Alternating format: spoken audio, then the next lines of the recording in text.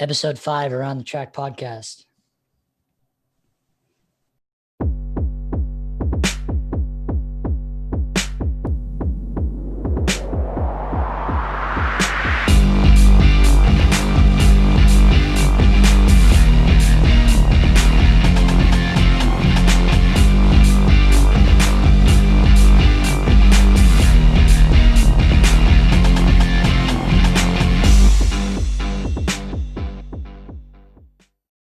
All right, welcome back to Around the Track podcast. My name is Connor. I'm joined by my co-host, Alessio. Sorry.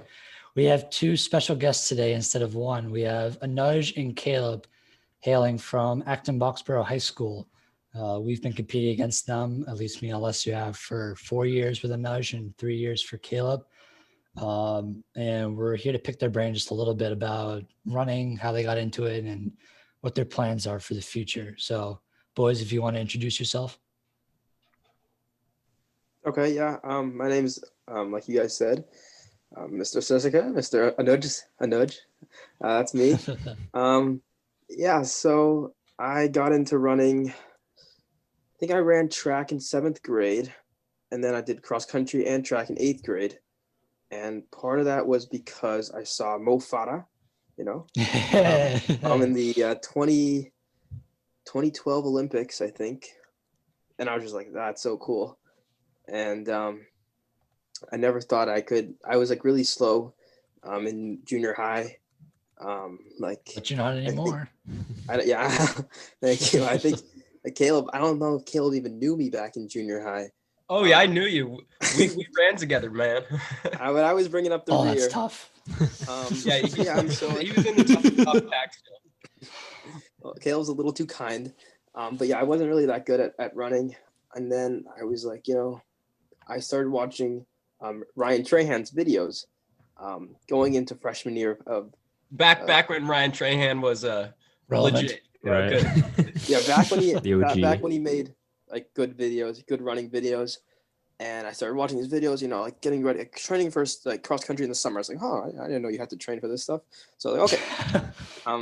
I watch his videos. He's like, you want to have a plan and you want to have, a running buddy. And so a running buddy. Okay. I was like, Pat Cal, he's doing cross country. And so Patrick's another kid on our team. And I didn't really know him that well, but I knew him, And so I was like, Patrick, we got to start running. We're going to do cross country next year. We got to put some miles in the summer. He was like, okay, sure. And so, we came up with this, there's a little training plan. We had like a medium long run on like the Wednesday, a longer run on like a Saturday, a day off, some medium runs. We try to like build up our mileage. We hit the weight room, back in the day, when 45 pounds was my 1 rep max. And, we slowly got there and we put some work in over the summer. And then, freshman year, I was like, that work really paid off pretty quickly. And so that's when I really started to like running. Caleb, how about you? Hey guys, I'm Caleb Straayer. I got into running back in 7th grade. I joined the cross country team with Coach Muff, Coach Donovan. They were great. They were really really nice. Not sure exactly why I decided to join. I guess I'd always been fast. I used to play basketball and baseball. Those were my 2 big sports. But they sent me to cross country, said I'd be successful there. So I tried it out, had some early success, and decided to stick with it. Now, were you motivated after 8th grade going in high school to continue with it? Or is it what you said, like the coaches just really pushed you to stick with cross country and track? Yeah, I was very intrinsically motivated going into my freshman year. I didn't, I had some like success in spring of my 8th grade year, and that really got me going. I tried to run over the summer, but unlike Anuj, I was not very skilled or knowledgeable, so I did run very not successful in my training. Oh well. Right. But I mean, you guys have had enormous success. I mean, I'm gonna let Alessio jump in a second, but I want to talk about like cross country like first. Like you got well, I'm not gonna count this past season because of COVID and all the regulations and stuff, but 2019 cross country, you guys put up some like huge PRs. One of them being at the Brown Invitational. You both ran 16:05. But Anuj actually edged Caleb out a little bit and got 6th place while Caleb got 7th. Oh yeah, Anuj does that. Anuj does that, yeah. Well, but you got the big kick. What happened? He's done that most meets. Well, I think the majority of every meet. I think Caleb had a bigger kick then, because I was running with Eric, and Eric outkicked me, and Caleb was a little ways behind. And I had no idea he was that close. Oh yeah, no, I was caught lacking. I was caught slacking. There was a kid named Matty George from Natick, and we caught up to him. But then after I passed him, I was like, oh, it's done. almost beat me. I got that kid from Natick. Don't worry. Good. Yeah. But yeah, no. So a lot of people in Massachusetts, they say like Brown Invitational. It's not really your real 5K time because it's a faster course. But I looked into like EMAS for both you guys seemed like the fastest real 5K course you guys ran for the season. Anuj, you ran 16:23, and Caleb, you actually ran 16:18. And this is at divisionals right before the All-State race that you guys raced at too. Yeah, that was a real fun meet. I think we ran pretty well that meet just because we knew we had a strong team and we really wanted to perform well as a team.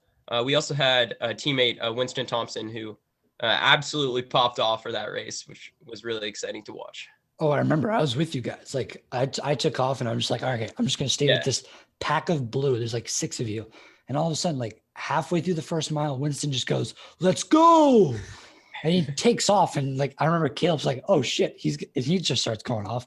And me and Anuj are right here. And Anuj eventually like gets ahead of me and finishes before me. Yeah.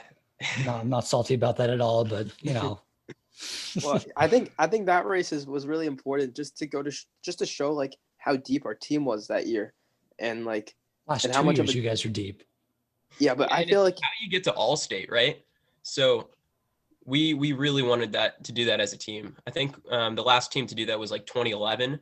So we really wanted to be able to prove that AB was still in the running. We were still a good team. Well, yeah, and one more question about that race. Jackson, I think, is the only kid that you lost, if I remember correctly, from your top 7. So what do you think the difference was between 2018 XC and 2019?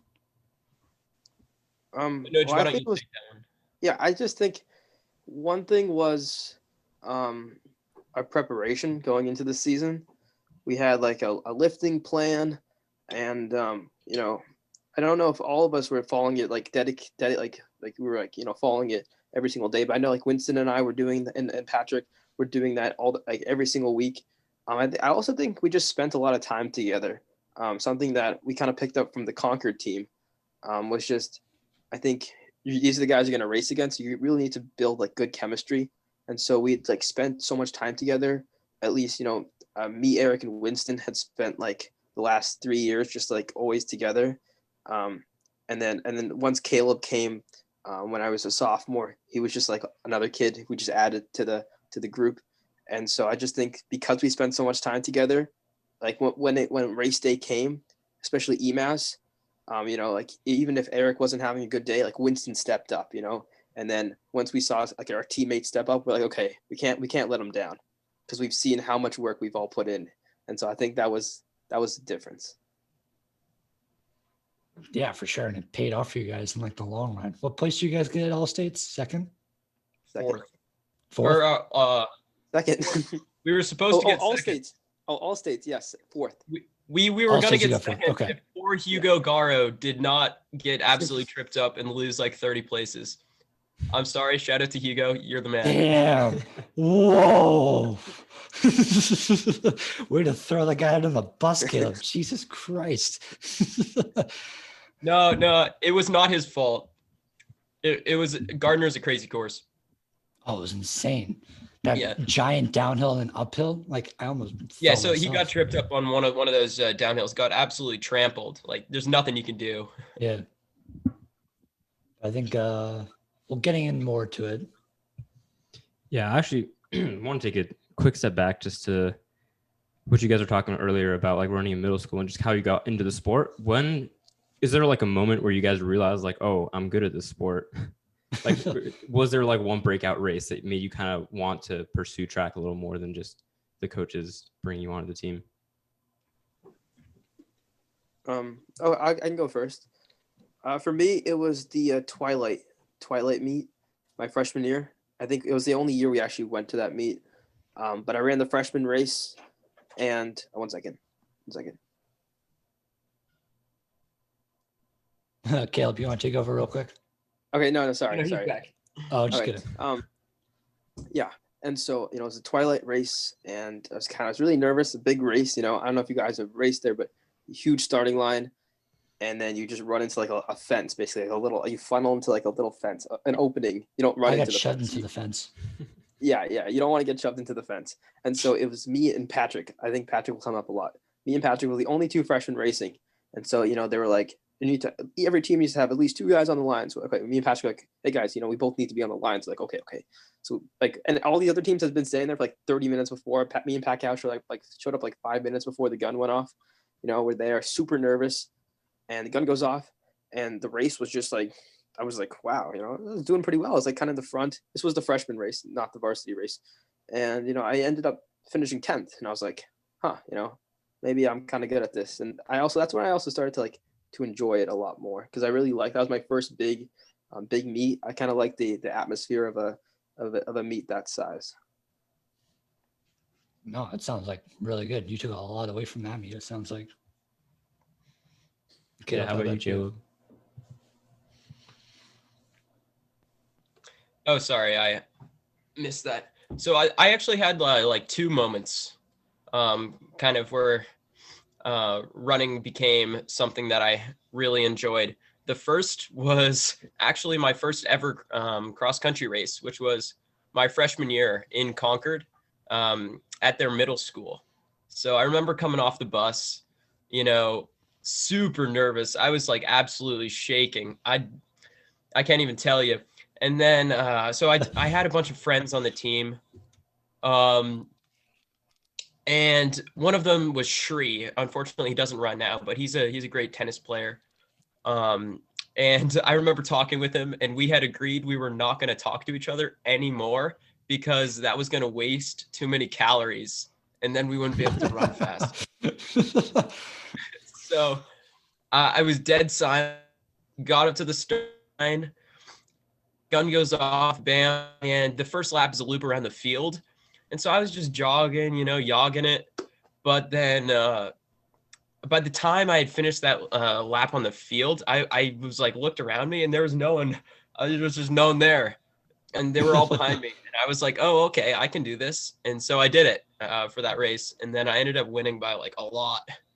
And that was just the moment I was like, hey, I should really keep doing this.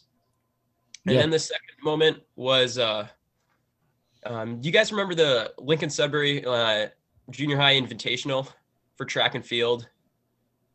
Did you guys go to that? Junior high? No, we didn't go to that. Okay. In Westford, So I think the biggest meet that we did was the Carlisle invite. Besides that, Westford didn't really have a good middle school track and cross country program. So that was a really fun meet. It's pretty much an invitational. It's got some prestigious runners. Ratcliffe used to run there, and he actually had the record in the mile, which was like 4:52 as an 8th grader. And going Jesus Christ. I was like, yeah, dang, that's really fast. I want to do that. I want to run that. And so I didn't really train at all. But that's okay. But I ended up running 4:49, and that was the moment I realized, hey, if I want to do this, I got to work hard, and then maybe things will work out for me. Well, I mean, certainly right now is like, would you say the mile is your number one event? Yeah, probably. I don't know. I couldn't really tell you. I like running them all. I run the 200 meter. 200 meter AB 4x2. Yeah, dude. 4x2 is a very underrated event. JV 4x2 is an underrated event.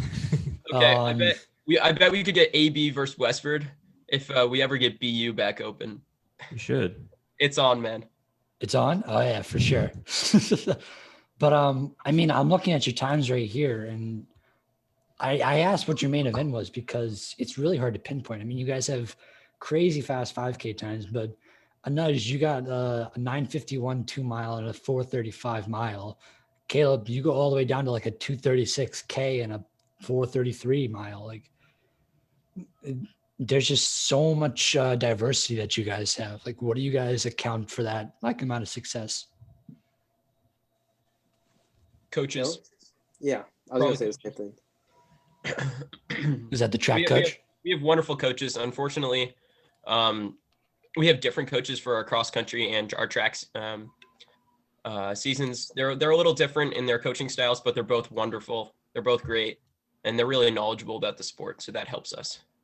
Yeah, I think even though we have different coaches, and even though they're very different in like their philosophy, I think each one is good for what they do. At least for us, and I think our cross country coach is he's not really time focused. He's more like feeling, how your body feels and stuff like that. Whereas our track coach is more like time focused and like VO2 max and stuff like that, which I think is more important on a track.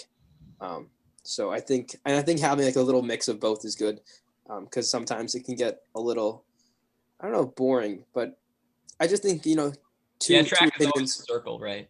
Yeah, and two opinions is always better than one, and you can kind of take or leave what you want from two people rather than just like one person. And I think they're both they're very good at what they do, so there's not really much to leave. I mean, that sounds like a great way to take that kind of situation and make a benefit out of it. Mm-hmm. Yeah, so like from those two mindsets, I want to talk about track in general or track specifically, because you can kind of apply both of those mindsets, I think, to track more than you can in cross country, just because the track is more honest in terms of time. So how would you say, like, strategically you race in track? Do you race more for like getting every single split, or if like you're feeling good, you're trying to move up past other people and you're focused more on who's in front of you, who's behind you, and see if you can kind of pace off of each other? Shut up, Siri. Sorry. Is this what do we do, or what are we supposed to do? Because no, like what, like in the heat of the moment, in the heat of the moment, like what do you do? Yeah. In the heat of the moment, I am really bad at this. Coach Owen has really, really gotten me for this. I think my freshman year at like one of the freshmen, it was the Frostoff meet. Well, what a legendary meet. But for outdoor? In the mile for outdoor. And you got edged out. I was very dumb. I went out at a good pace. I was with the top pack. And then I was fine through the 800, still like same position. And then I think I split like a 70 something, like a 75, my third lap. Absolutely awful. Coach must have been so mad. And then the last lap, I was like, oh shoot, I'm in the back of the pack, and I had to split like a 64 to get back up. And then I lost, of course, because I had wasted my legs. Yeah, but you got second, didn't you? You only lost to a St. John's guy. St. John's, dude. Yeah, Noah Mooney. Noah Mooney, if you're out there, it's on, man. No, I mean, like you say, like you're in the back of the pack and you had to close in a 64 in a mile, like as a fresh, because that's what you were a freshman. Yeah, right? But I shouldn't have. I got lazy. No, I get that, but like it still shows like how much of an impressive like runner you can be. Sure. Sure. We'll talk about, we can talk about that later. Anuj, how about you? Yeah, I don't think I could pull off a 64 last lap. Maybe a 64 first lap. But yeah, I feel like track was always hard for me mentally, compared to cross country. Cross country came easily, especially on like a mental side. And so I just tried to like kind of envision track as like cross country again. which was hard because it's like they're really different. But I try not to always get focused or get locked in on the time. I just try to like think about who's in front of me and like just like staying up with the pack and trying to race instead of just trying to look at the time. I really want to race because I feel like in cross country there's no time to look at, only the people around you, and so every day you're just racing, and I feel like you should just always go out there to win, like no matter, even if it doesn't sound even if it sounds like hey, I'm like the worst, I'm like the slowest kid in the heat, I shouldn't be racing to win. I feel like even if you're the slowest kid in the heat, you should still be racing to win, because I just think that's just the way to go about it. You don't always want to go out there hoping to be like second place, or you always want to go out there hoping to be first place. And you got to understand that sure, that may not happen, but at least I tried. At least I went out there, I went out for first place. So that's always like the kind of the mindset I like to have. Beautiful. So I know Caleb said, what do we do compared to what we should do? What do the coaches instill? Like, what do they want you to run? Like, do they want you to run for splits or by place or? Well, ideally you would hit either a negative split or an even split. But I mean, that's every doesn't runner's always ideal, happen but that way. but like, do they ever say, I want you to come through? We'll use the mile as an example. Like what you said for the frost off. If you came through the 800 and you felt good and you're at like third place, we'll say, will they say just screw everything? If you feel good, go and attack first place and try and like take the lead going into that last lap? Or will they say hang back? Yeah, well, the race, they want you to race the people around you, of course. So the race always starts, like Coach Owen likes to say, at the 800 meter mark. So in that frost off mile, she would have told me, start racing at that 800 meter mark. Unfortunately, I did not. And I stopped racing at the 800 meter mark. So yeah, she would have scolded me on that, which. Nudge, how about you? Yeah, I think Caleb said it well. Like our coaches always tell us that the race starts halfway in. And so they don't really want us to race too much in the first half, kind of just like focus on your splits, don't lead if you have to. That's a big one. And just trying to like tuck in there, have other people do the work. Kind of just like be a robot almost for the first half of the race. And the second half is when you kind of take advantage of the situation. You look around. So you put yourself in a good position in the first half, and then you race in the second half. You see who's around you. And hopefully that leads to a negative split or just an even split. And then I think that's really what they want us to do. They want us, and also I feel like our cross country coach talks about how like he doesn't really care how hard we can kick. He wants to see us like make that effort, make that push, kind of like in the 3/4 mark.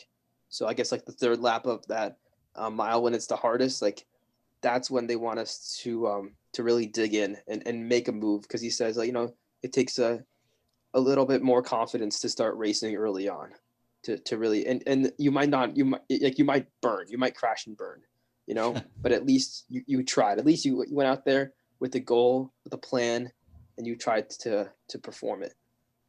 Absolutely. Right, Yeah. for sure. So what do you guys, going back to like what you do actually do instead of what you should do you guys would you guys consider yourself more of front runners, or do you guys hang back and let the pack do the work? Because if you take the example of like Steve Prefontaine, who was like infamous for being a front runner and didn't care if he ended up dying in the end,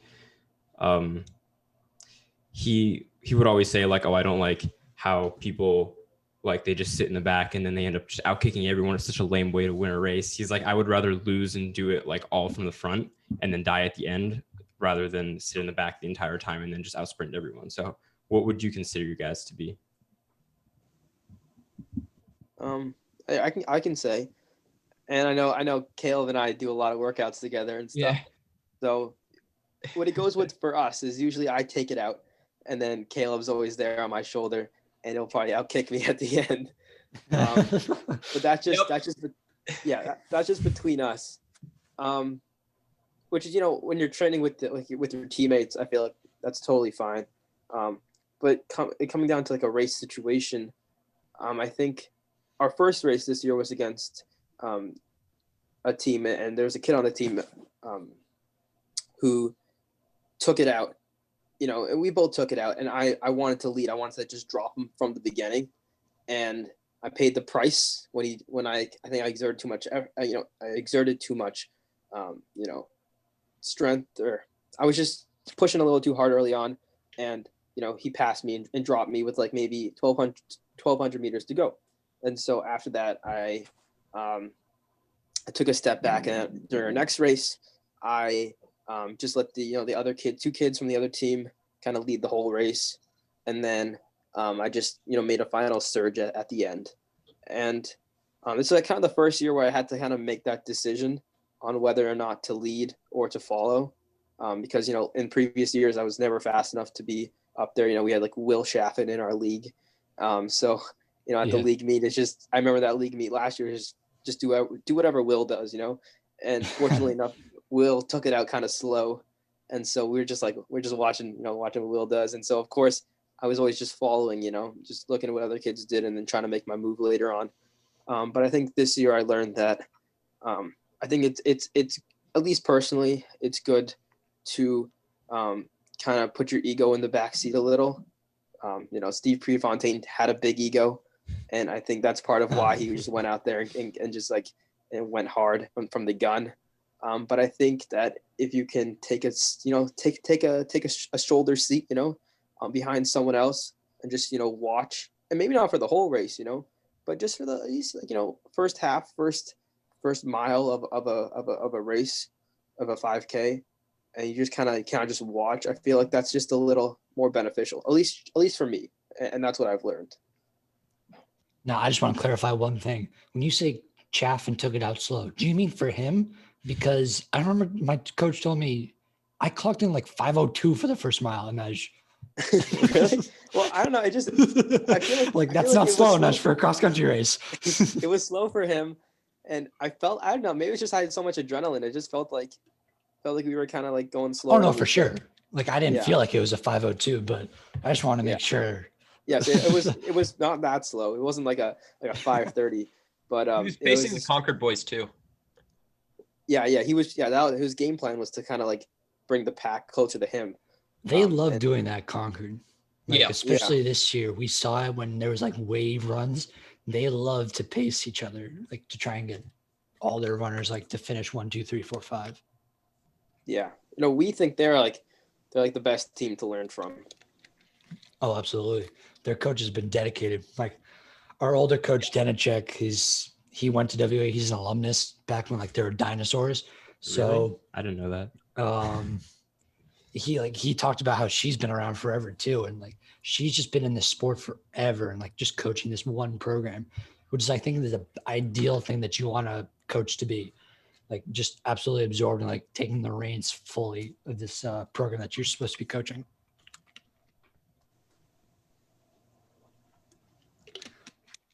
But I mean, you guys have that with Crossman too.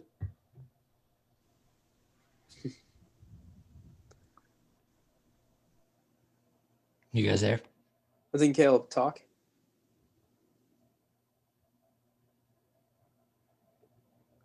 Can you hear me? I can hear you. Yeah, I think we lost Caleb or something.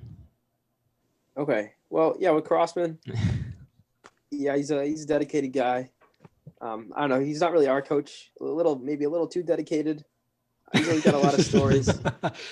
But at the end of the day, he does care about us. Good guy. And well, that was just an example.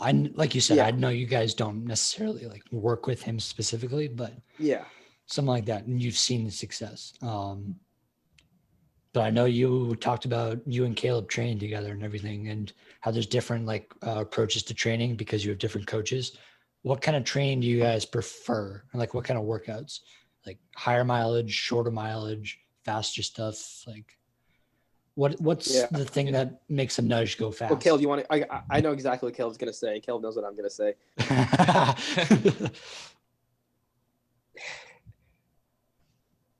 Yeah, it really depends, I think, on the athlete. it also depends on what you're trying to achieve. So I think it's important for you guys to touch on speed all throughout base phase, all throughout all areas of training. I don't think you should ever not be running fast, at least at one point throughout the week. So I think it's important to touch upon the aerobic system, like lactic, like threshold. I think it's important to touch on all of those things, even in base phase. Do you think that for you, like, what does that speed look like? Is it like a bunch of strides, like 100-meter strides, or is it like an actual 200-meter or 400-meter repeats, or like, just tempo? So like what range of speed is it? Yeah, sure. Like all of those actually, just depends on the day. I think strides are really important. They're really just to get the legs moving, but it's great. Get the blood pumping. Threshold, important, probably like once a week, and then maybe like 4x200 like once throughout the week. Other than that, just nice easy running for base phase. And Anuj will probably tell you all about the mileage too, because mileage is important. It cannot be forgotten about. Well, before Anuj gets into it, what's your ideal number? We'll say for cross country and track. What's like the ideal weekly number that you want to be hitting? Probably like pretty high. Probably the ideal number. It can be really high. But for me, it's always been around 30. I've never gone higher than like 40 miles a week, really ever. So yeah, I just hit 30 miles a week every week, and then we see what happens. No, I was just about to say 100, but we'll let him talk. I'm not Cam Dion. No, the magic is in the man, not the 100-mile weeks. Bill Bowerman said that. Yeah, but I guess I'll split the difference with Caleb and Cam. So I think I'm more of like, nice, easy miles, slow. I usually feel awful during the summer, super hot days, even if you're running in the morning, even if you're running at night, hot, I always feel like I'm so slow in the summer, like, oh, everything's, so everything, all my body parts hurt because I'm so sore and doing any lifting. Yeah.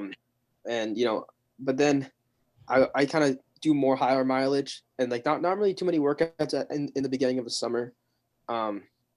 And then I do add on some tempo and maybe one like track-ish workout, maybe some hills, nothing too bad. And then I guess for mileage, so I've been kind of building it up since, I guess, freshman year. So I think at the end of freshman year, honestly, I have no idea how many miles I was running because I didn't have like a GPS watch, and I was like, I used to bike the route to see how many miles, and I thought we were doing 9 miles, but after I got my GPS watch, I realized it was 7 miles.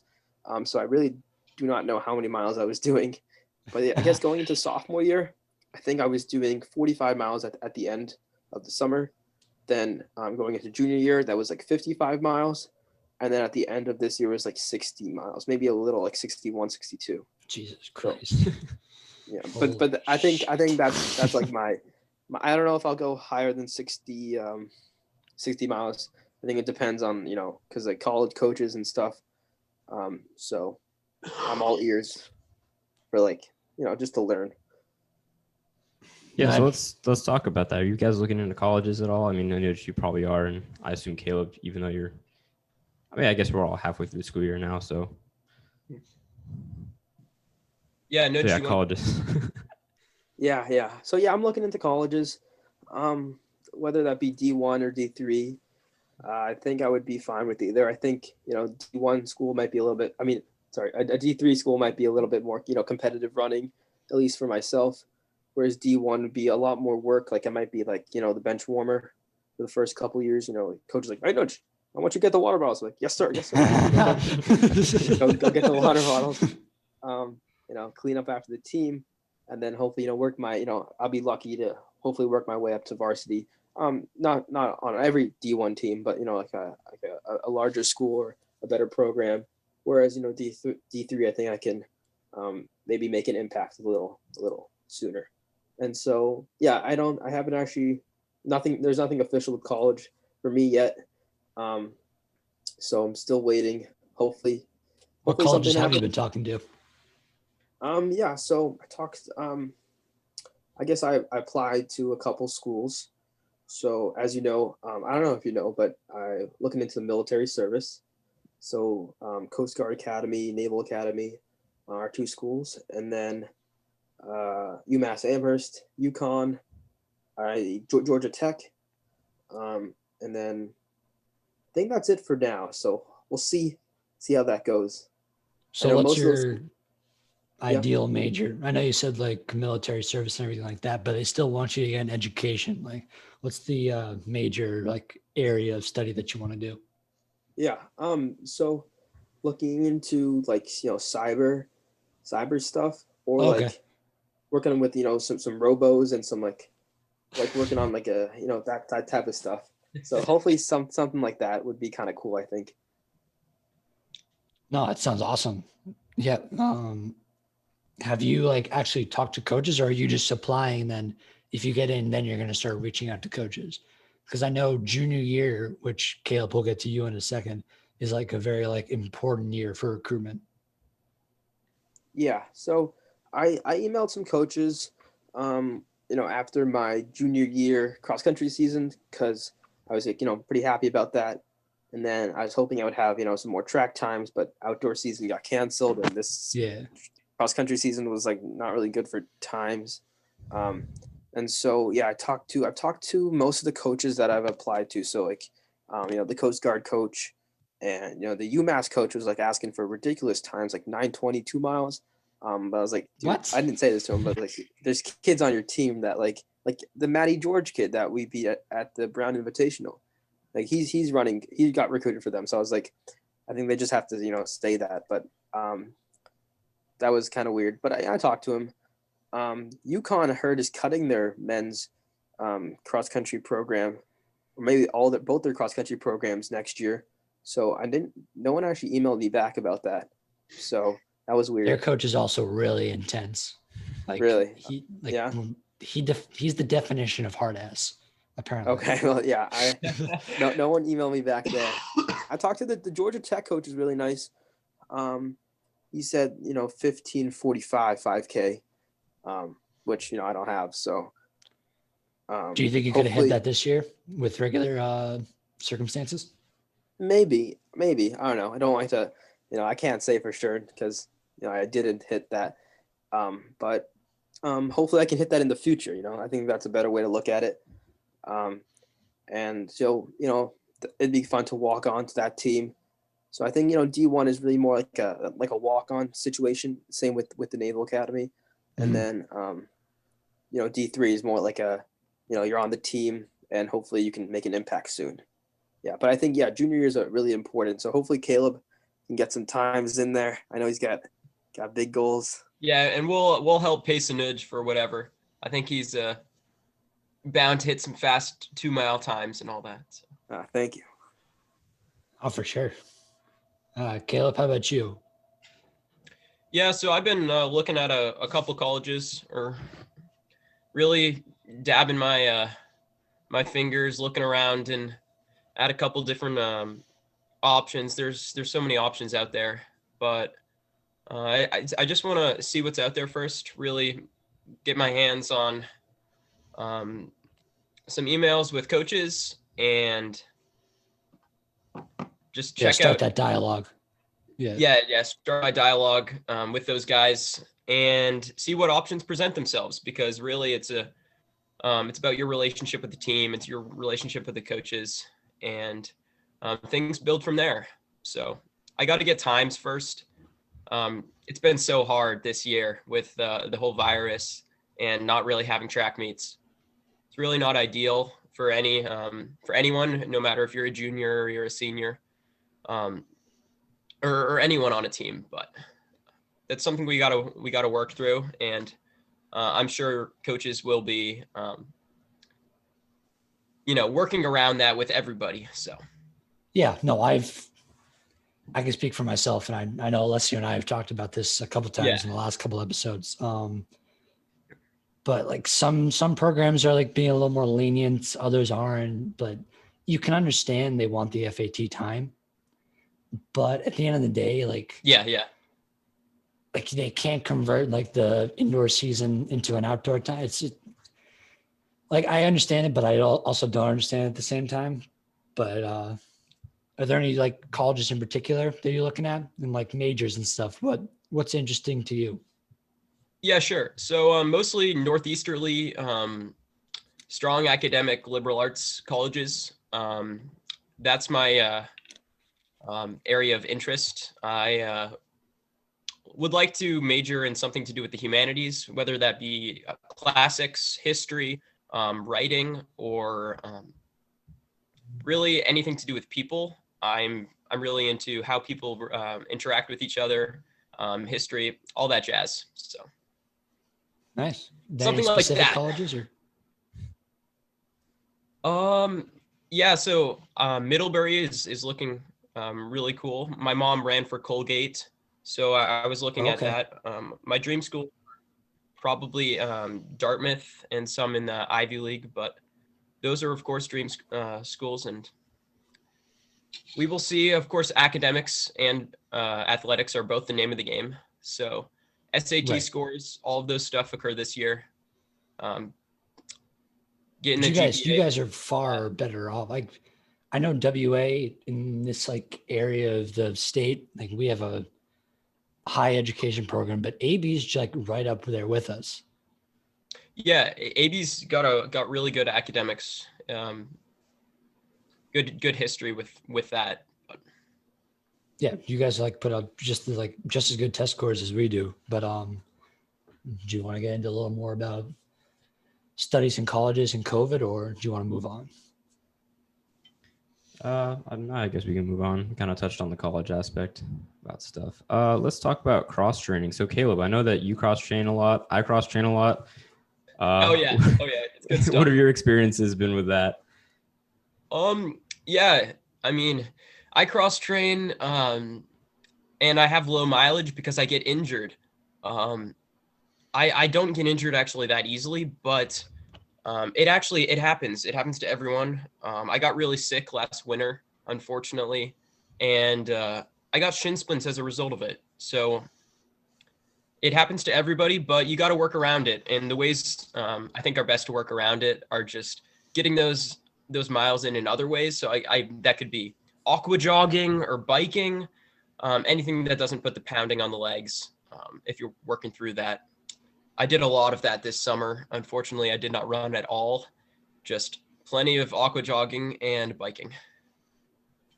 I'm really intrigued that you brought up shin splints. What did you end up fixing that problem? And if you did, like, what do you think was the main cure? Was it just like time off you needed to heal, or was it like a biomechanical thing you had to fix? Probably a mixture of all those things. I'm still working through some stuff right now, but nothing big. Just a matter of managing it. It's probably all of those things biomechanical. I worked on my form a ton. And then getting stronger. I was not the strongest. I was actually pretty weak in my my hips and everything. So it's a matter of staying healthy, and you can stay healthy by building stronger muscles in all aspects. It's important to stay well balanced in all areas in order to get good at running. So, Anuj, do you do any of that, or do you just run? You're just boring. I cut the crap. I just run. No, I'm just kidding. Just kidding. No, I like to do other stuff. I just like to be outside. I spend most of my summers outside. So I just, I don't know if I count it as cross training, but I guess it is. I'm biking a lot, swimming, out in like lakes and stuff a lot. I just like being outside. So, and I kind of like biking and swimming. And then I guess something Winton and I started doing just last week is we started we had like put some snowshoes on and stuff, and we hike up a mountain, like Mount what's that mountain out west? Monadnock? No, the one you ski down. Monadnock's north. There's Greylock and yeah, that one. Yeah. Greylock. Oh, Greylock's like and so we go up the mountain, and then we ski down, and that was just like we just did that last week. My calves are so sore. I'm like, you have the whole bag on, your skis on the back, and you're climbing up, and we're gonna try to get faster at that. So I just like being outside, and I think just being active in more ways than just running will definitely help. And then like lifting and stuff too. I don't know if that counts as cross training, but we do like the band exercises at practice. Like Caleb was saying, to make our hips stronger, and then we do some lifting as well, just to look good. No, but to make the rest of our body. That's for the ladies, actually. But I know, Caleb, you do, or maybe you don't like too much, but I remember seeing you at the Appleman Triathlon. Did cross training come from doing that, or were training for triathlons and the cross training was just a side product of it?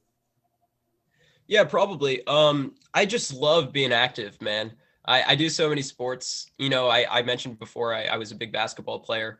And like I played baseball, I played tennis, all of that.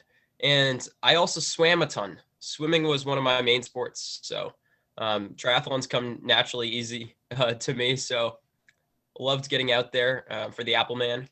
That was really fun. And yeah, I probably bike now, probably because of that. I started dabbing into like biking here and there because of that Appleman triathlon I did. Yeah, no, I was the same way. Like I did a relay, and I think we got second overall in the race, leg, weren't you? You did the running leg.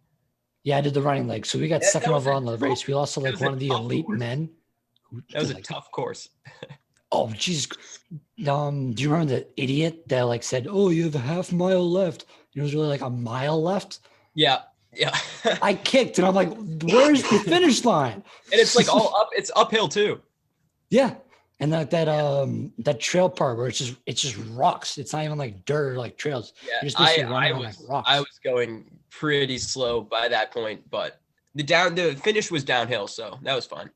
Yeah. No, yeah. I got to the top and we exited the trail. And then that idiot was there. So I'm like, "Oh, you have a half mile left."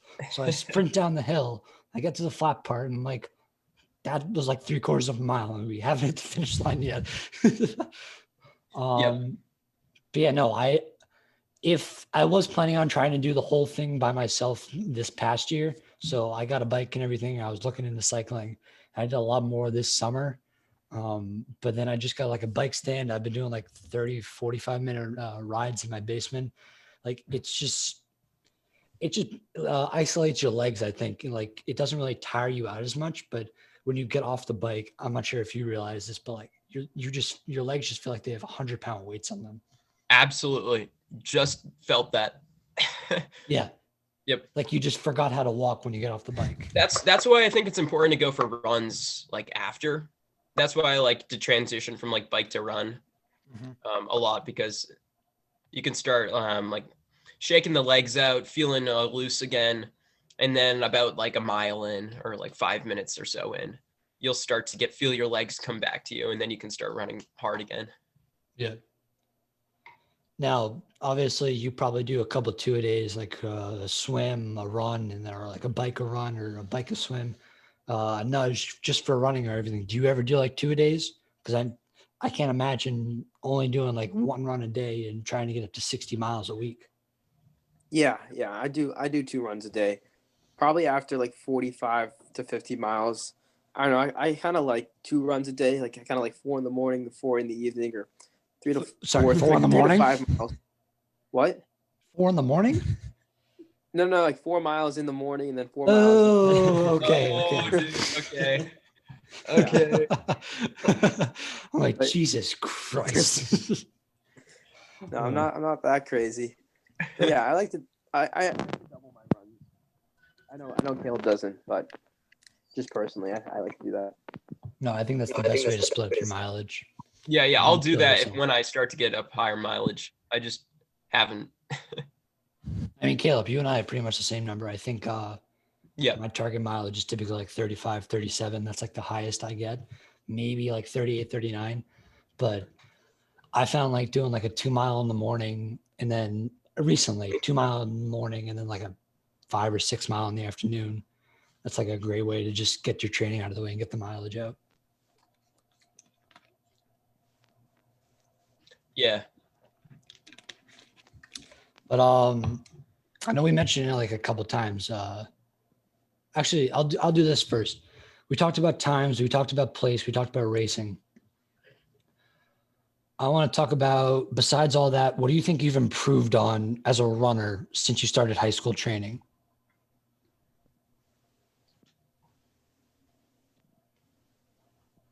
Anuj, do you want me to go first on this? Sure. Yeah, you go first. Coming into freshman year and even my sophomore year and even the beginning of really this injury that I've had, the shin splints over the spring and summer, have shown me that anxiety is not a good thing. And that if you can stop stressing about the little things and just focus on every day, one at a time, bang out what you need to do and then get over it. And in your mind, you should, as a runner, have a switch, and you should be able to flip that switch on or off. Yes, I'm running. No, I'm not running right now. I should turn it off. And having that switch has been really important to me the past couple months. I've sort of attained this switch, and this is one of the biggest lessons I think I've learned about running and competing in general. I think it's really important to be able to work hard when you need to, but get out of it, snap out of it when you don't have to, and you can just enjoy being in the moment those other times. I think that's a great takeaway. Anuj? I guess, yeah, my takeaway is kind of what Caleb said is about stressing the little things and the big things. And then I guess then I can go more in depth. And another thing is I guess just my mental toughness. But with stressing the little things, I remember like back in freshman year and sophomore year, it was like super like I had like a pre race like a ritual the night before, and I was like I have to shower with warm water or cold water. I switch off and I have to wear ski socks when I race, and then if anything was slightly off, I was just done. I'd already lost in my head. It was already done, and so over the years I realized that like I think maybe as I got more lazy too, I was like it doesn't like the socks don't matter. Just take a shower, that does not matter. And I think what that made me realize is that like the little things they don't really mean anything in the grand scope of it, and that it's all like you have everything's up here. I guess is a podcast they can't see where I'm pointing, but everything's up there in your brain and in your mind, and that going down one path or the other can like make you lose the race even before you've even started the race. So I think you just like on the line, no matter what's happened before, you just got to tell yourself that, you have all the tools you need to succeed, that you can succeed, that that you will succeed. And I think part of that is something Caleb taught me is we do like we hit a pose, we put our hands on our shoulders. Superman pose, dude. The edge. Find that edge. The Superman pose. Damn. It's like I'll look out for that next time. Hands on your shoulders. Like, you got hyped when you said that. Your cape is flowing in the back, and you just have a ton of confidence on the line. And I think that really helped. And then with mental toughness, a lot of people tell you, if someone makes a move, you got to go with them. But that's super hard to do. I think it took me like 3 years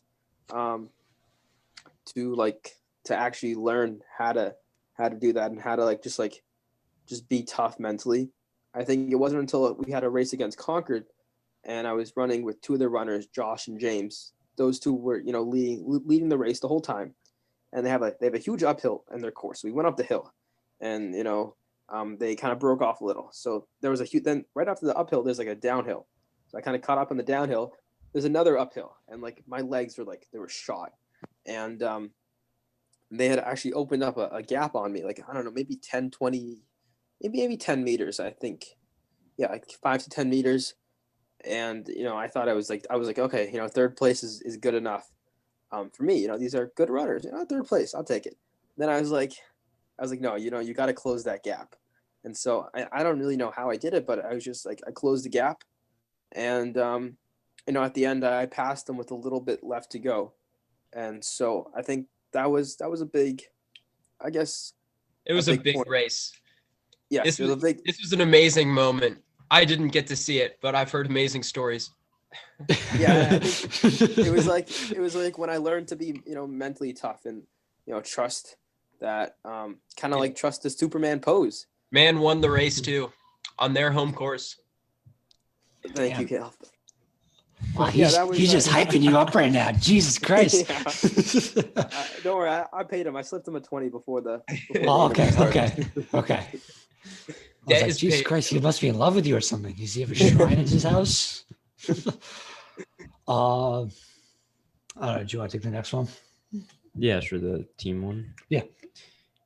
Yeah. So how would you describe, I guess, switching gears right now, we talked a little bit about this earlier with cross country right at the beginning of the podcast, but how would you describe like team atmosphere, and how would you describe like, I guess the second part of the question, we can talk about this separately after. But the relationship between, I guess, the distance guys, and then also between the distance guys and the sprint guys, I'll put it that way. That was a good question. We hate them.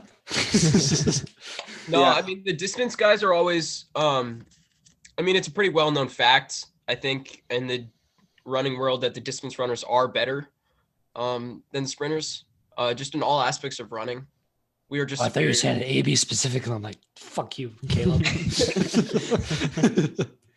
No, I'm talking in general. Yeah, I got it. No. That, with all jokes aside, AB is fortunate enough to have a pretty good relationship between the sprints and distance team. There can be some tension here and there, especially since distance has historically not scored the most amount of points at AB, and with our extremely successful sprint squad. But with that said, I think we still are fortunate enough to have a really good relationship between the two teams. Yeah, kind of what Caleb said. Like at the end, at the end of the day, we're on the same team. So we go to meets. We're cheering for each other. We're all friends. It's not like we hate each other. Yeah. But I guess sometimes at practice it's like who gets to lift and who gets to and who spaces, who gets to put their bags here, and I think sometimes we can get kind of carried away. But at the end of the day, we're all on the same team. And so I think we have a pretty good relationship.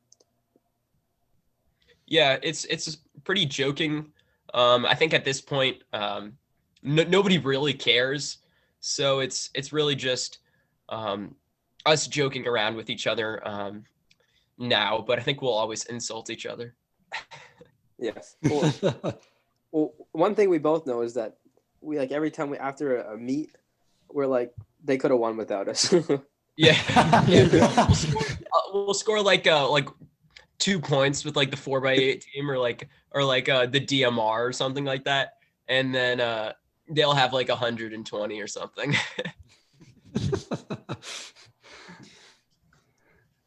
Joe, keep it going. You want me to? Yeah, if we want to talk about the other part of the question, about just like atmosphere.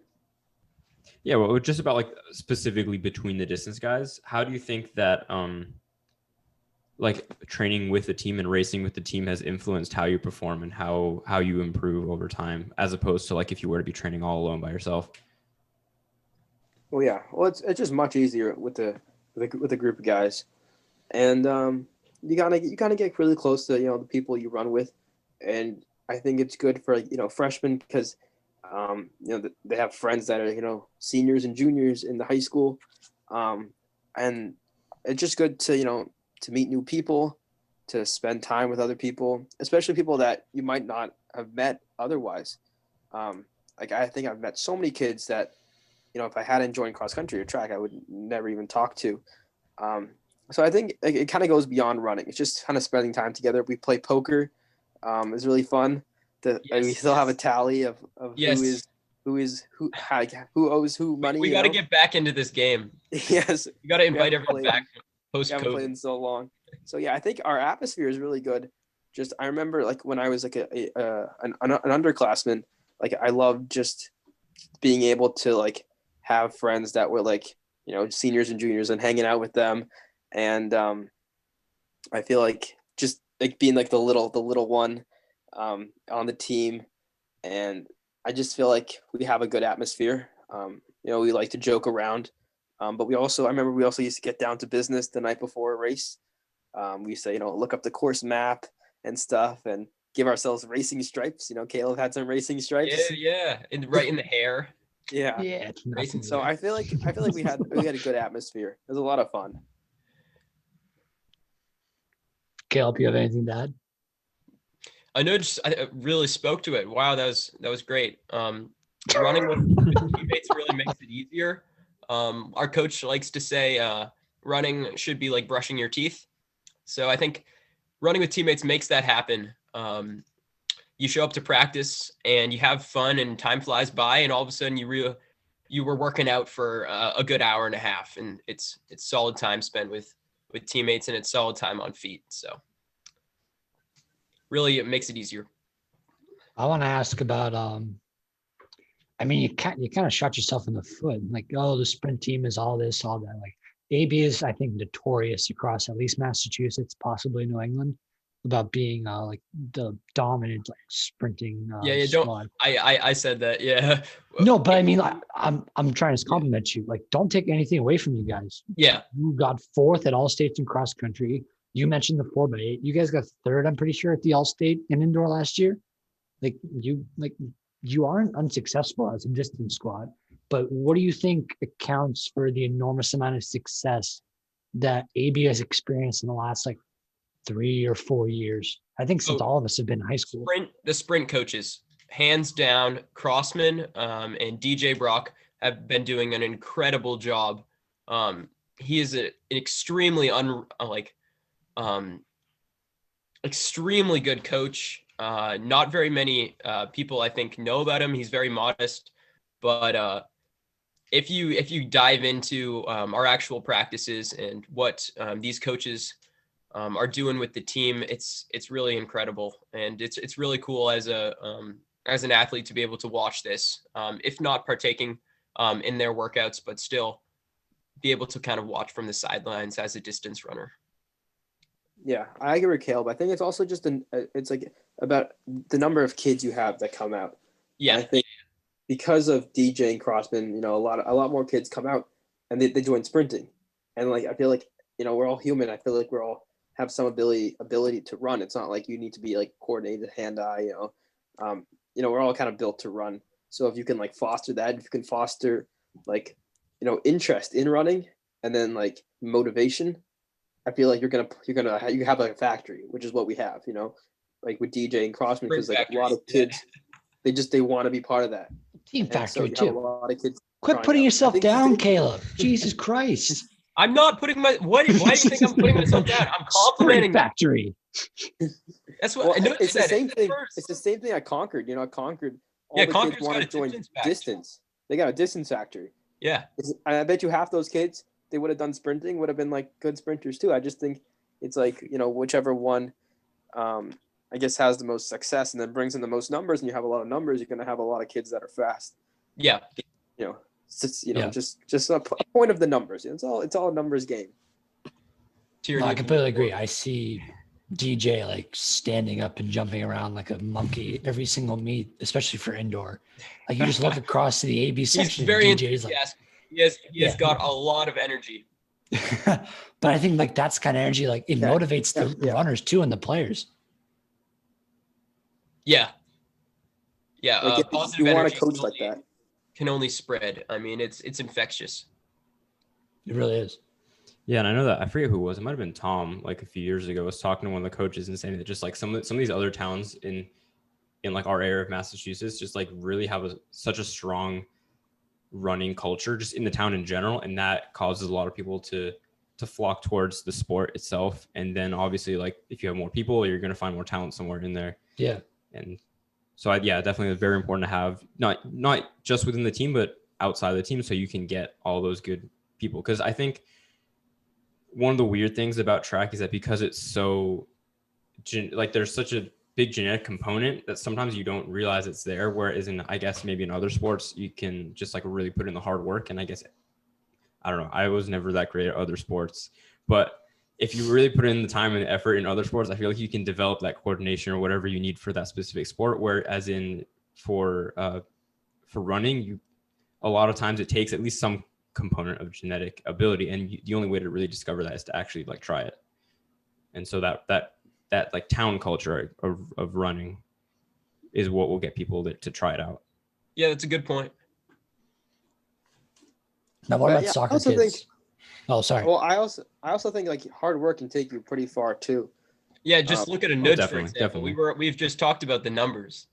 Yeah, like I wasn't like, I felt like I didn't have any real talent at running. You know, I was like the girls were beating me back in the junior high mile. You know, but I put in some work, and I saw how quickly, you know, work, at least for me, how quickly like work translated into like a result in running. You know, put in the work over the summer, you can see the result in the fall. And I feel definitely, yeah. That's not to discredit any hard work. Yeah. Oh no, yeah, I know. I'm just saying like talent can take you pretty far in running. Look at Caleb, but like he would be much slower if he didn't work hard as well, you know. So, definitely need both, yeah. I mean, I say this. I think you heard this, and I think a lot of the WA kids. I say running is like 95% mental. It's not bad to have that 10 to 5% of like good genetics and like just natural talent. But if you don't have like the mental strength to keep working hard, and especially in the race, to keep pushing past that point where you hurt, anybody can win at that point. Right. Yeah. Yeah. Everybody's got to find an edge in this sport. Like Connor said, everyone has different intrinsic motivations for why they run. I think that's one of the beautiful aspects kind of about this sport. Is that people have to find their own motivation, and everyone has different motivation, whether that be the way they were brought up or wanting to be successful, wanting to prove themselves. And they can do that in this sport, I feel, if they put in that hard work. And that's where you get that edge, and that's where you get that competitive spirit. Absolutely. I mean, I'm a hard believer of, even if you're not like a naturally, like I said, naturally genetic or gifted kid at running, and you put him up against a kid who doesn't really work hard, but is that naturally gifted, I think it could be a close race. At the end of the day, wholeheartedly, I think the genetics is going to outweigh like the hard work, but it's going to be a lot closer than what everybody thinks. Hard work beats talent when talent doesn't work hard. Pretty sure that's Evan Jager's bio, but. Oh, definitely. Truer words have never been spoken. Yeah. I mean, it's absolutely true. I don't know. I think I'm out of questions. If you have anything else, otherwise we can just dive straight into the topics. Sure. Yeah. One I was thinking of earlier. What do you prefer more, indoor or outdoor track? This is just kind of a broad. This is our debate section of our podcast. So cross country isn't an option because indoor or outdoor track, cross country. Yay. We'll do between track. Yeah. Within track first, and then we'll do track first, cross country. How do you think that indoor stacks up to outdoor? How do you feel when you step on an indoor track compared to an outdoor track, and what do you prefer racing in? Anuj, you can go. I think I know your answer, but yeah, Caleb knows my answer. But I like the energy of the indoor track because, you know, it feels like so many people there. Like, it's really loud. I like that. But at the same time, I've had like a bad experience with indoor track, especially as a freshman. I was kind of sick, and I was always like puking in the trash can and stuff. Yeah, I, like, maybe finished like air, man. 2 races. Yeah, I had a really bad experience, and then it took me a while. And I just like outdoor better. I know I run faster out and outdoor. Yeah, I kind of like just like the outdoor season. Like also like just training in the spring. You know, the weather's a little nicer. Like indoor track is like you know, you gotta like, it's like really gritty. You know, you're running out there in the cold weather. You know, snows everywhere, and just it feels good after you do it, but like while you're doing it, it is not fun. Hate indoor Whereas training. You know, spring track is a lot of fun. Everyone's like, you know, out on the track, and you know, sometimes we go for a swim during practice, and then you know, it just I just have a I just prefer, the outdoor track because I just have, it's a little bit more fun for me. Caleb? Yeah, I'm in the same boat. Outdoor all the way. But not to say that indoor isn't any fun. It's loads of fun, but I think it's outdoor. a tune-up season. Yeah, exactly. Especially this year, but if we even get any, season. I think it's going to be like pretty much just another outdoor season. I hope it is. They can't find any tracks. It's basically an elongated outdoor season. Yeah. As of right now, I think we're supposed to run at Waltham and Newton South, but those are like 160 flat tracks. No, thank you. No, thanks. Yeah, I'll pass on that. I'll just keep training. Training. No. Like Henry O'Donnell has already said going. he's not even going to pay the $275 to run. He's just going to keep training and then sign up for outdoor. Yeah. That's probably the move, to be honest. Yeah. I hate that track so much. The passion. I mean, I've honestly never been. Is it really that bad? Like, I can't imagine running a 160 track. But I ran the, let's see, I've run the 55 there twice. But that's kind of irrelevant. I ran the. Oh, and no spikes, no inserts. Yeah, no, it's literally a gym floor. But like I had to run the, what is it, the 4x1 lap, so 145 meters. 4x1 lap. Yeah, they didn't even do the 4x2. It was a 4x1 lap, and I felt like I was running at a 45-degree angle when I was on those turns. I could feel my socks coming down. That's how much impact was going into the ground. I ran 1,000 there once, which because it's 145 meters, it's like 6.8 something laps. That's like awful. You have no reference of splits on that track. It just sucks in general. Yeah, but I think the outdoor season, it's supposed to go until July 3rd, which is a lot later than what we are used to. A lot of time on feet, boys. Yeah. Well, I mean, sophomore year, we ran until July, but that was just because we were running for the New Balance national meet. But yeah, at that point, for like 2 weeks straight, I was just tapering and doing pure speed workouts like almost every day. How do you guys, because I know, Anuj, you said you don't really like the heat and the training like that. And it's a lot of higher mileage stuff going into your summer training. How are you going to approach the later season, the championship season for the season? I don't really know. I think probably just see what happens when we get there. Don't really have a plan as of now, but I think as long as you're training with the team and you're still having fun at practice, I think it'll be fun. Probably a lot more runs to nearby lake or pond. Courtesy of Caleb. Wink. Got to stay cool during the summer months. But yeah, it's definitely going to be hard. I think once, during the summer, your body kind of gets used to the running in the heat.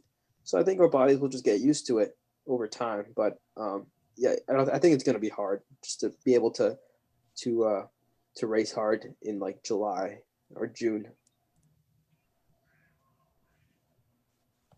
Yeah. Do you think, I don't know, this is just a random question I just thought of. Do you have any stories from like racing in absurdly hot temperatures? I remember in middle school once I had to run 800 and it was 91 degrees Fahrenheit and I somehow set a PR. So any good stories from racing in extreme temperatures? Yeah, no, to add on to that, I've actually run all my PRs in like super hot temperatures. I'm not sure what it is, but I do like the heat. Maybe it's a mental thing where I say I always run well when it's really hot out.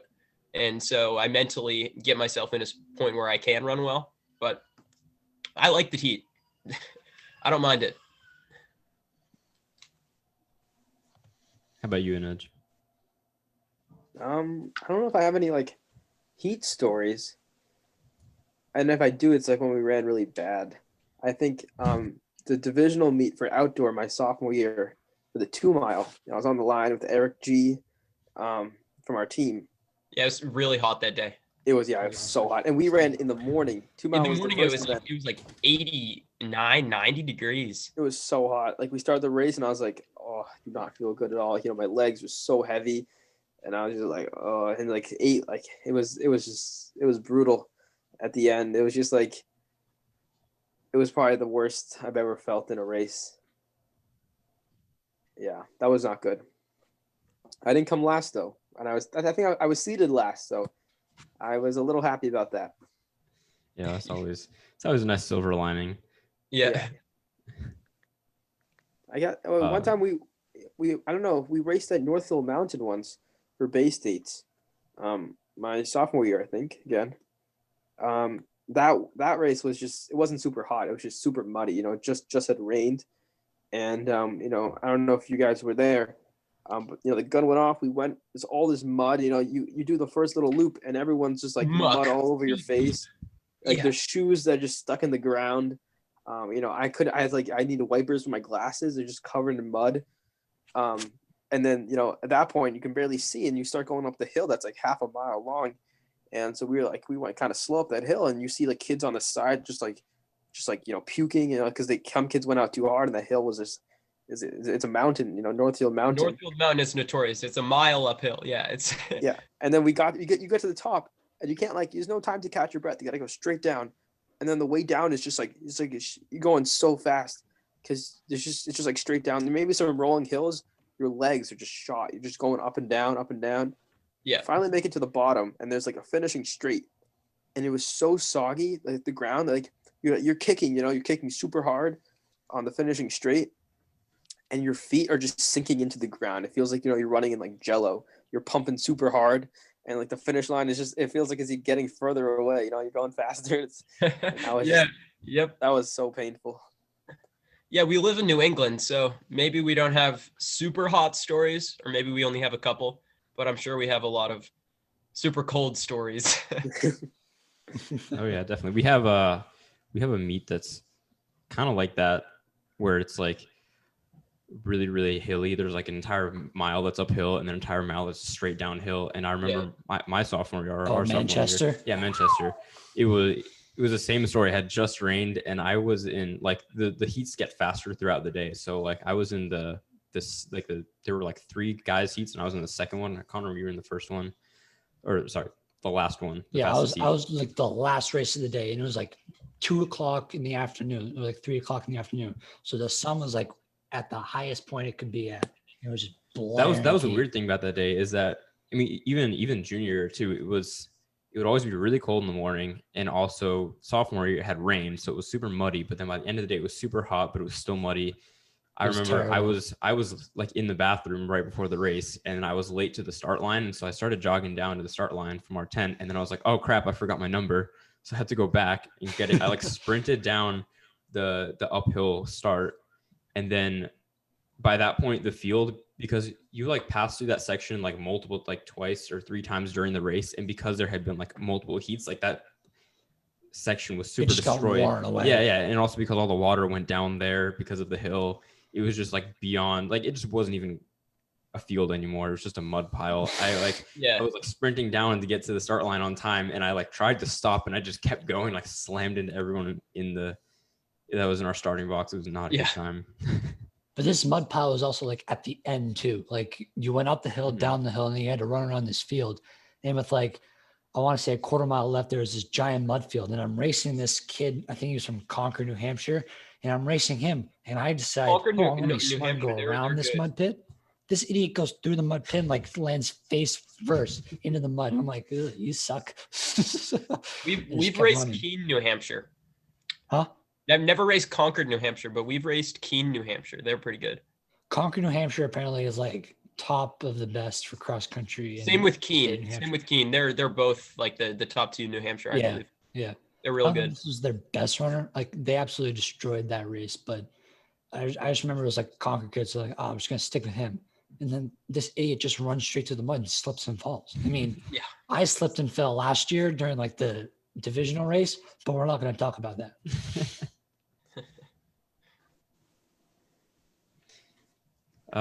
Speaking of, so basically that was kind of a product of rain, but also like the course getting beaten up. Do you prefer racing earlier in a meet or later in a meet? And this can be for track and cross country. Caleb? Good question. Probably earlier. I like just getting it over with. Yes. There's a lot of people out there who like dragging it on, like the adrenaline or whatever. Nope, not me. I like getting it over with, and then I like cheering on my teammates. Yeah, I gotta agree with Caleb on that one. Just get Is it it just over the with. nerves that you guys get, and it just gets built up throughout the day, or? Yeah. Also, I feel like you're just waiting around your tent like all day, just like the fun of it kind of goes away. You're just like, and then you finally go, and then Yeah. I like to just you're there. You have a purpose in mind. It's even if you feel a little rushed, I feel like that's okay. You got a purpose in mind. You warm up. You do this. You race, and then you can like relax and spend as much time in the tent as you want. Go get the pastries. Go get the pastries. That's what I was gonna say. Yeah, I was gonna say that too. Just junk out for the rest of the day. Yeah. Yeah, no, I agree with that. I remember when I did Frostoff outdoor, both years I ran the 800, which I'm pretty sure was like the last open event. And then even my sophomore year, I got thrown in the 4x4, which is literally the last event of the whole meet. Our team was already leaving by the time. Always 4x4. Yep. And I ran the anchor leg of the 4x4, like literally the last heat. So everyone was gone. And I remember I did like a 200-meter cool down jog without my spikes on after. And the coach was like, all right, get on the bus. I was like, bro, I literally just crossed the finish line. I remember that too, especially sophomore year.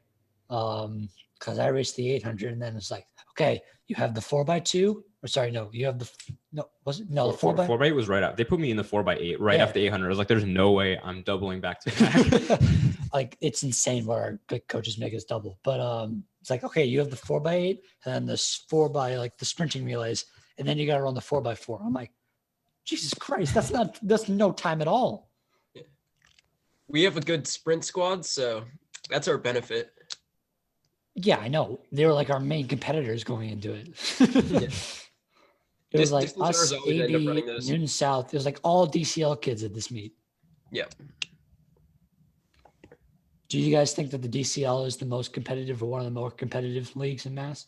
Yes, by far. I think it is the most competitive league in Mass. Really? Yeah. You're like Well, if you look absolute at- Middlesex.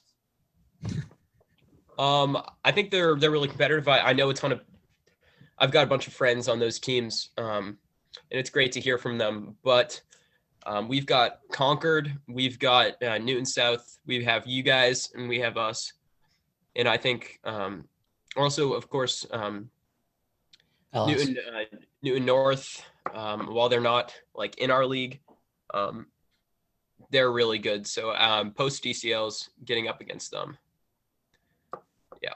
What's the one team, we'll say in cross country, what's the one team that you see on the start line next to you? What's the one team that you would hate to see? And you're just like, Concord. Oh shit. Like not wanting to race. Yeah, not wanting to race. Like Concord, but we love racing. No. I They're would say St. John's. Oh yeah, St. John's Prep. We want to see them. We don't like St. John's. We don't like them. Nobody likes St. John's. You No. can Just be in your grade, like no one cares. Thank you, Anuj. Yeah. It's like Coach H. Roll Eagles. Yeah, sorry, boys. We're if we're Just up race- against you, St. Yeah. John's, it's let's fire this up because it's gonna be a day of But hard then work, spiked. and we're gonna whoop your butt. Yeah. Like Concord is almost like, I feel like if we're racing Concord, especially at like a big Oh, race. we're so used to it too. Yeah, Like, it's just like it's like- because we run with them even in the summer. It's like almost it's like like another day of two. practice. Oh yeah, you really. guys know everybody knows each other too in the DCL. Yeah. Yeah, exactly. Do you think that helps or hurts people? Like knowing like the rivals, we'll say. I think it helps us, Yeah, for sure. especially at at the larger meets. You see like a Concord Carlisle person. You know that if they can do it, you can do it, and I think you kind of help each other. Yeah, like Especially when- I've literally fist bumped Marco like during a race, and we like They worked do our that. way up It's into the top of the it, like, pack to get, freaked like- me out the first time. Yeah. Like Josh came up behind me because I know we talked about the Allstate race at Gardner and that downhill and uphill. I'm just starting to go down that and I feel a hand on the back of my back. And I turn around and it's Josh Pixley like trying to pat me on the back saying, "Good job," and then passes me. Good stuff. Yeah. I thought he was No, the going to Concord shove me team- down the hill. No, I feel like they're just good guys. Like Yeah, James Boyle. wonderful guys. Yeah. Oh, James, Jesus Christ. I hate that kid after what he did to us. We told him, right? He started in the second heat and then he just whooped everybody by like 30 seconds. I Yeah, had no idea. that was totally their strat, but kudos Yeah, to James. and Marco goes, "Oh, I need to pace Josh." It's like, shut up. James, congrats. That was a good race. Yeah. Yeah, and No, like the and level he of, deserved like, he ran that by himself too. Like, Yeah. Abe told us that he just took off after the half-mile mark. So to run that time by yourself on like our course, that was absolutely insane. Like, And the absolute mask on. props to him. Oh, and the mask. That was Yes, killer. that too. it. Yep. Yeah. And he's only a junior. You got to race him next year, Caleb. No, James? He's No, a James senior. is senior. He's going to Colby. Oh, James is a senior? Oh, Yeah, he's I was running for lied Colby. to. Shout out. I was told he was a junior. I was like, damn, that's a fast junior. No, that would be nice though. We would have someone to run with. Oh, yeah. Not a bad thing, but What's your mindset going into next year? Being a captain, big senior guy. well, we don't know anything yet. But Shut up. we know for Caleb. track. I'll be a captain. If indoor happens this year, I'll be a captain for that as well as Anuj. So just got to Nice. get the team all Not hyped bad. up, try and recruit kids. It's always good to get more additions to the team. Definitely going to look for that and get everyone practicing, comfortable with each other. It'll be fun. What about Pat Cow? Is he not a captain? He's Yeah. also Yes, Pacquiao is a captain Oh, okay, thank God. of the distance squad. Thank God. Yes. He's the biking captain. Yeah. he's don't back out worry. there. He's going to be He's back. running. He's going to be back training. He is back Hopefully, training. I want to race him. Oh, he's actually putting in the effort. I train with Pat right now. I'm training with Pat right now. Shh. Just a little secret between us. Pat is in killer shape, man. Speedy fast. What's he going to be running? What's he going to be man. running? 800s? Yeah. He's Nice. yeah. Good I luck. want to race Pat, like legitimately. Like I remember every time that we saw each other in a meet, it was just like he was like 2 heats behind me. I'm like, no, I want to race Pat Cow. Just What a like- man. we got to get him on this eventually. Yeah. But what other topics you got? Or how long have we been going for? An hour and a half. Hour and a half. Oh shit. These episodes keep getting longer. I think Anuj has to go for a run soon. Yeah. No, it's No, Pat I've got a he can't. I've got a run. workout, but no, it's okay. You got to sleep for the 4 a.m. run. Anuj, I might join you. I haven't actually done my run today. No, I haven't run yet. I No, I'm know not running. if I could join you. Okay. I meant like abs and push-ups and stuff. Oh, okay. Gotcha. Oh, that leads to a nice question. Also, yeah, that's a good question. Real running or treadmill? Real. I just thought of that. Real. No, treadmill, running. no. Treadmill Treadmill's- sucks. Nah, that's I bad. will- But I will never buy a right treadmill now, for my- but Caleb, like I know I completely agree with you guys. Fuck the treadmill. But like say it's a situation like this where like you haven't run all day, but you have to get like some kind of run in, and you have like you'll do 3 or something like on the treadmill. Is that something that goes through your mind, or is you just like no? Okay. I know No, you this put- is you put the something headlight that on. Inga Briskins. Go outside. You put the headlight on. Get some lights, some reflective gear. Go outside. Not all of us can afford that. Yeah, I can't either. I got to borrow from Winston. No, I've got some lights I put on. My mom makes me wear them. Aw. Yeah. But I No, feel like no, sometimes just bundle up, put a hat on, and get out there. Do you own a treadmill? No, I won't buy one. I have a bike though. I feel like if you're on vacation, it's okay to use the treadmill. No. Do you own a treadmill? Me, no. Okay. Well, I guess that makes sense. I guess for me personally, like my family's always had a treadmill, so like Yeah. Okay.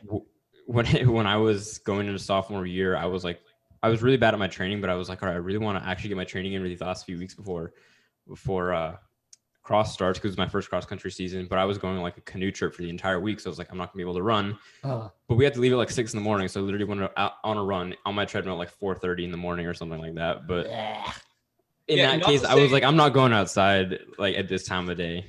But Not one to say time- because we Yeah. don't use them or because we don't like them compared to like real running that they're bad, because Jakob, Philip, and like Henrik Ingebrisken, they all use them, and look at them. They're using them like twice a day. So, Steroids. They work. Oh, I know. No. Swedish steroids. Nah. They're Norwegian, man. Norwegian steroids. What's the difference? Those Vikings are built different. Have you seen oh gosh, I just blanked his name. The 400 hurdle guy. Karsten Warholm. Oh, yes. He's Oh, nuts. Warholm. He's an animal. He's a beast. Animal. He's actually a human animal. Yeah. Here's another question. On the start line, are you more of just like really like focused, like so in the zone that you just like, I don't know, if you see like in a lot of big pro meets, they'll do like the introduction of every athlete and everyone, they're just kind of like staring off into space. Yeah. Maybe we'll wave at the crowd. We're like Warholm, just like he literally like screams. He's like, let's go. It's like, which one are you? Are you the one who's like really hyped on the line?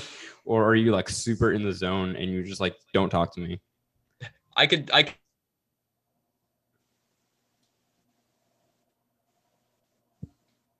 you cut off Caleb. No, I lost them both. Oh, no, I'm here. Nudge is always here. Okay. Nudge will never leave us. Well, if Caleb's cutting off, I'll go. Yeah, I feel like right before the gun goes off, you know, you got a little focus, but I think Caleb knows this. I kind of like to joke around, always joking around, like in the race. You know, I'm racing with Eric, and I'm always saying like, I was like, yo, Eric, let's go. You know, come on, Eric. You know, like I like Eric. You know, what's going on? He's like, shut up, Anuj. Focus on your race. But I like to joke around. Just this annoying little person, like a Nudge, is just like, Eric. Yeah. What do you have for breakfast? He's like trying to get away from me. He does. Why he runs so fast? Yeah. Oh, wait. Aiden Mahoney on the 600 JV 600 start line. Oh yeah. Is this the 2 mile? Bro, he was like talking to me during the race, making jokes, and I was like, "Shut up, Aiden." Yeah, I might before, like during with the team, just to like lighten the atmosphere, lighten the mood, but not during the race. During the race, it is go time. Yeah, Caleb's locked in. I feel like right on the line, I feel like it's good to be locked in. But before, like I remember, like lining up in when we had like track inside in that little gym. I was gonna say that walk up to the track. Yeah, I always used to talk to the kids next to me, like Adam from Lexington. He runs at Tufts now. I forget his last name. Yeah, but he was just right next to me. I just started talking to him. New friend, right away. New friend. Lexington boys are great. Shout out to them. Dead inside. To the Lexington boys. I love them. Yeah, so I feel like it's good to have fun. We're in high school after all. We're not like professional athletes or college. I think we're just here to have fun at the end of the day. So I feel like if you kind of have fun, you smile, you might actually run better because at the end of the day, we're here to like we run because we like to, no one's like forcing us to run. And so if we like to do something, I think it's fine to smile, to laugh, either, before you do it or even sometimes while you do it. Got to pull a Kipchoge. Smile when you hurt, right? Yeah. Blech. No. Come on, face when you're hurt. But I will say this one time, like typically I just look dead, but you guys know how like I slap my body like a swimmer, like on the start line? It's a well-known fact. The more times you slap yourself, the faster you run. Yeah, well, here's the thing. Like, there's a direct correlation. correlation. The first soft meet when we ran the 800, and I got like second to Nick Calitris. Sorry, Nick, but like screw you. That was sarcasm, people. But there was this one kid who was like behind me seated behind me in the race. Yep. And then like 2 months later, when we were running at divisionals, the same kid comes up to me. He's like, "Hey, yo, Slappy McGee, how you doing?" Yeah, I feel like you need that, It's really funny. Sometimes they'll be like, I noticed this a lot in indoor this last year, but like I would start doing it like right before the official would go, or like right before we actually like step up to the line and tow it, and just like everyone else around me would start doing it too. What? Like slapping and jumping and all that stuff. No, but like I do the upper body. That's why I'm known. Everybody slaps their legs. I go upper body. You go for the pecs, King Kong. Yeah, bro.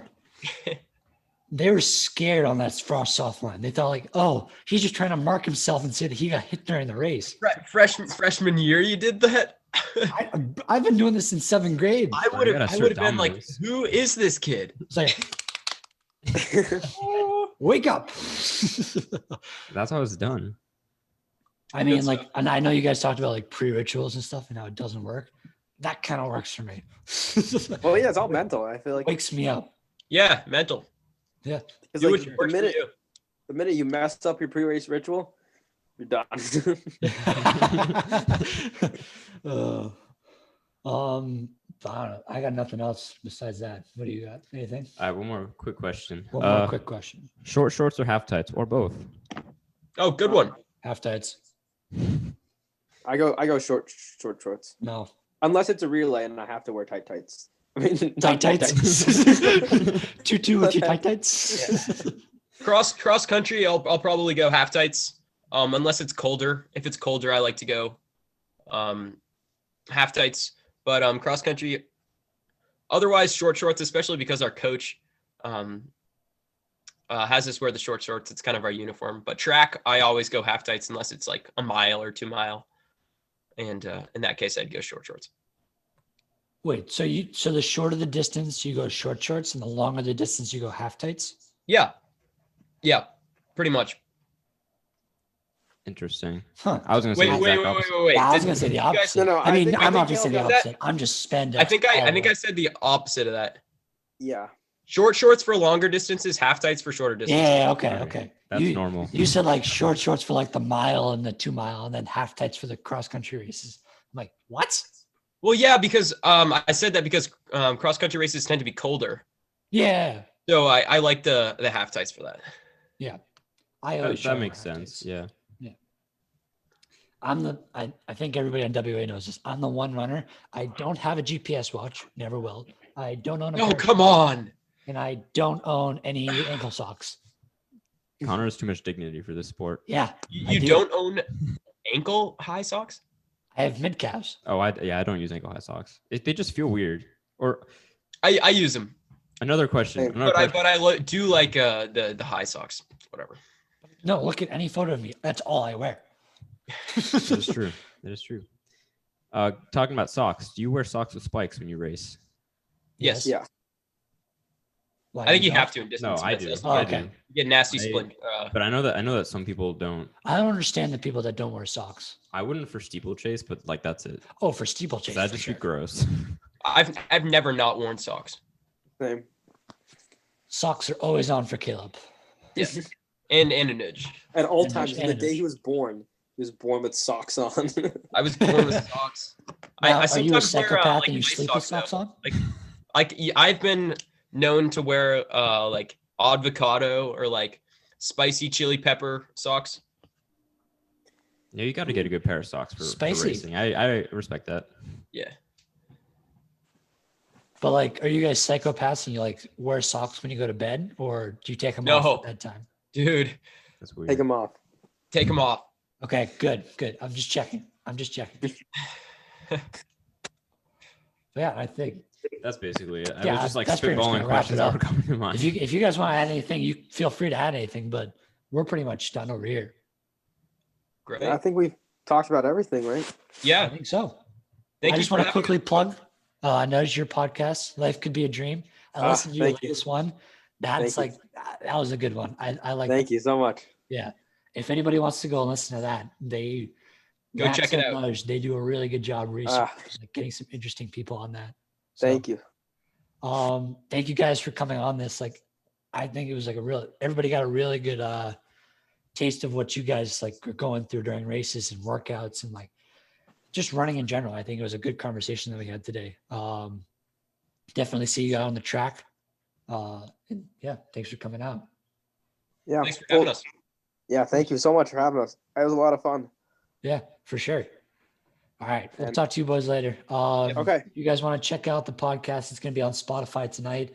As always, social media, Instagram, Facebook, Twitter. Check us out there. And we'll see you guys next week. Thanks for listening. See ya. See ya. See you guys.